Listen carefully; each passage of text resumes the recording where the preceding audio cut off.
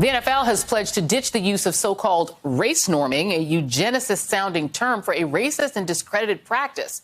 When evaluating dementia claims made by former players in the league's concussion settlement, it assumed black players started out with lower cognitive function than white and other non-black players.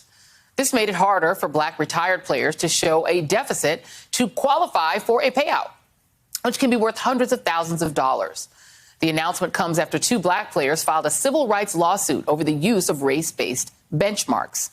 Now, all claims previously made under the concussion settlement will be reopened and reassessed without the discriminatory practice. The NFL, though ending its use of race norming, quite notably did not apologize. Joining me now is Jemele Hill, contributing writer for The Atlantic and host of the podcast. Jemele Hill is unbothered and my friend. Jemele, when I first saw the headline and just the subhead, I assumed that this was some held over practice from the first decade of the NFL that got carried over. That apparently is not true. No, it's not. And I think that's the part that is mind-boggling is not the right word. It's upsetting. It's disgusting. It's a whole lot of other adjectives, is that this is something that the NFL has regularly made a part of this settlement. To base this off of something that is so abhorrent, that so gets to the core of some very historical practices and mistreatment that we've seen of African Americans. And for this to be something that they would look up and say, oh, our bad. And if not for a lawsuit, they had no intention to stop. And, right. It just goes on to show that the NFL, despite doing all this, a lot of times you have to pay attention to what they do and how they actually behave when it comes to addressing institutional racism. I'm thinking of the statement of Roger Goodell putting out last year after George Floyd was killed, Black Lives Matter. And then they have this whole campaign, Inspire Change, and all this other nonsense, when at the end of the day, somebody thought it was a good idea to base brain injury settlements off the fact that black men cognitively were just not on the same level or were inferior to white men. Somebody thought that was a good idea. Well, it's the same league that up until, I don't know, probably my late teenage years, you rarely ever saw a black quarterback, right? I feel like that this is a consistent thing with the way the NFL has thought about it. White man coach, white man, right, right? And that black men should be on the line. Black men should be wide receivers. They're not quarterbacks, they're wide receivers. That kind of ethos to me is very NFL. That part of it doesn't surprise me. It just surprises me that they basically used eugenics from the early 20th century, because what is the percentage of black players in the league? You're talking about the vast majority of players, right?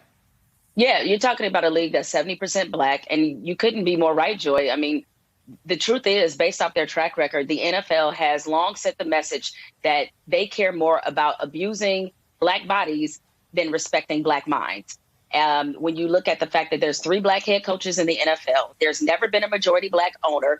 They got their first black team president in 100 years. OK, and we went through a very long period, as you just alluded to, of where there weren't or hardly any black coaches or black people in leadership, period, in the NFL. It's because at the end of the day, they do not consider black men to be leaders of men. And I don't know how many different ways that they can show that.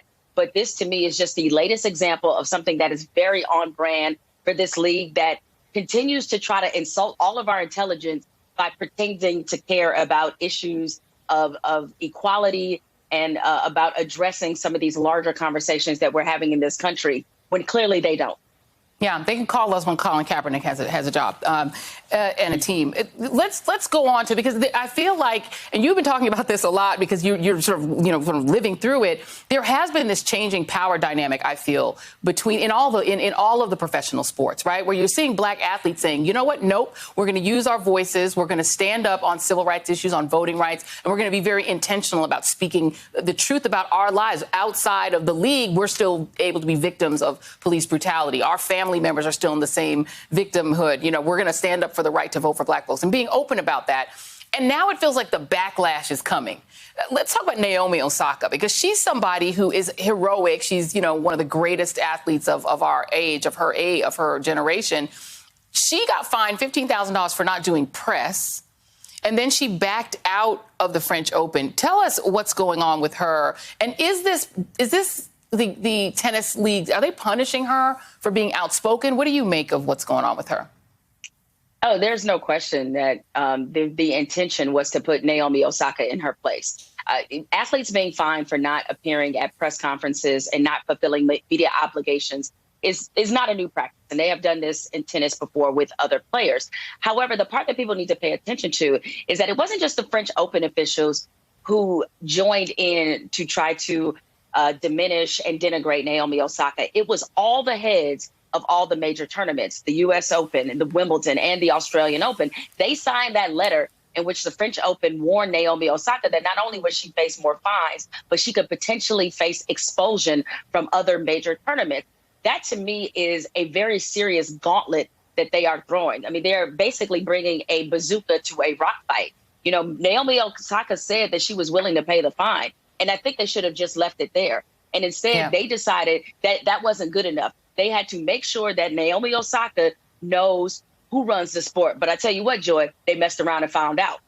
She's not at the French Open. Yeah, and that means the French Open is going to get a lot less views. It's going to get a lot less clicks, and she can mete out her own kind of punishment. This was a little bit of her statement. She said, "The truth is that I have suffered long bouts of depression." This is her statement since the U.S. Open in 2018, and I have had a really hard time coping with that. I'm often wearing headphones as that helps dull my social anxiety. I do feel like the rules are quite outdated in parts, and I wanted to highlight that. So she's somebody who was dealing with anxiety, and they didn't step forward to help her. But let me play what Venus Williams. No, I'm sorry. Well, let me not play Venus. Let me let you talk about Serena Williams being supportive of her and Venus Williams' statements in support of her as well. Well, I mean, here's the thing. Naomi Osaka, I'm sure adding to her anxiety, because as she alluded to in that statement that you read, is that a lot of these issues started to occur when she beat Serena in the U.S. Open in 2018. And if anybody recalls that moment, it was really uncomfortable and it was bad because everybody wanted Serena Williams to win the U.S. Open. She didn't. Naomi Osaka beat her, and people started to boo Naomi Osaka. This should have been the grandest moment of her career, and it wasn't. And on top of the uncomfortable, unsettling dynamic of upsetting an icon that you have grown up watching, now she has to deal with a certain amount of backlash.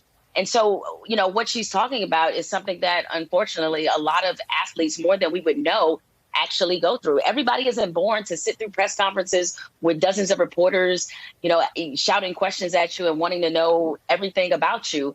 And she has talked about this before in the past, long before this moment, about how these are uncomfortable environments for her. And so to me, it seems like there was an opportunity to have a workable solution, and the French Open abandoned that. Because I don't know if they've heard of something really strange concept, Joy. It's called a pool reporter. They could have also used that, right? They use them in the White House all the time, right? Is that why not assign a reporter to Naomi Osaka, get her response after a couple matches, distribute them to the rest of the reporters so she doesn't have to face that intimidating room. But unfortunately, she's seen firsthand how the tennis media and how a lot of media have treated the Williams sisters their entire career. So can you blame her for not loving these environments? Oh, don't get me started on the tennis media. Growing up, I watched tennis media as black players, including the Williams, especially them, were described as almost brute force while the white players were using their intelligence and their minds. Oh, tennis media they've never had a reputation that they should be proud of in terms of the way they've treated black players.